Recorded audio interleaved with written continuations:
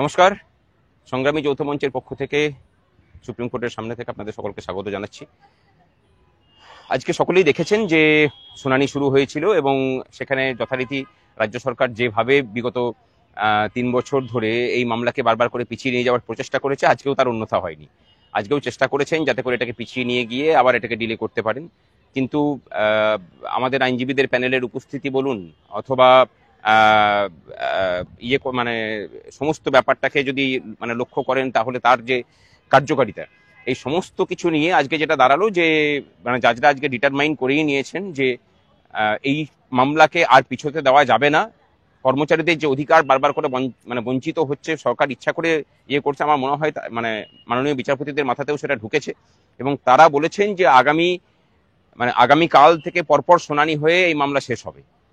আগামীকালকে শুনানি হোক, আমাদের পক্ষ থেকে আইনজীবীরা সম্পূর্ণরূপে তৈরি আছেন এবং এই বিশ্বাসটা নিয়ে পরেই আমরা ময়দানে নেমেছি যে এই মামলাতে আমরা জিতব। এই জেতার জন্য আমাদের পক্ষ থেকে সর্বোচ্চ প্রচেষ্টা হয়েছে। আমরা অনেকে বলেছিলেন, আমরা প্রথমে বলেছিলাম যে করব, তারপরে গোপাল সুব্রমণিয়ামজিকে আমরা নিয়েছি, আজকে উনি উপস্থিত হয়েছিলেন, আগামীকালকেও থাকবেন। কিন্তু এক্ষেত্রে একটা বড় ব্যাপার যে ওনার মতো আইনজীবীর ফিজ জোগাড় করার জন্য আপনাদের কাছে হাত আগেও পাতা হয়েছে, এখনো পাচ্ছি। এটা যদি কন্টিনিউ শুনানি চলে তাহলে কিন্তু আপনাদের সহযোগিতার প্রয়োজন। মানে এই সহযোগিতাটা শুধুমাত্র খুব কম কম করে দিয়ে হবে না, হাত ভোটে না দিলে পরে এই পরিমাণ ফিজ তোলা সম্ভব নয়। সেক্ষেত্রে আমাকে ওনাকে তাহলে মাঝপথে ছেড়ে দিতে হবে। আপনাদের ঠিক করতে হবে যে কোন পথে আমরা হাঁটবো। আমরা জানি যে কর্মচারীদের কাছে আছে, সুতরাং কর্মচারীদের কাছে হাত পাতলে আমরা পাবো। এখনো পর্যন্ত আজকের মতো ফিজটা আমাদের ডিপোজিটেড আছে, সুতরাং সেটা মিটিয়ে দেওয়া হয়েছে। আগামী কালকে হবে বা পরশু দিনে হয়তো হতে পারে শুনানি চলবে।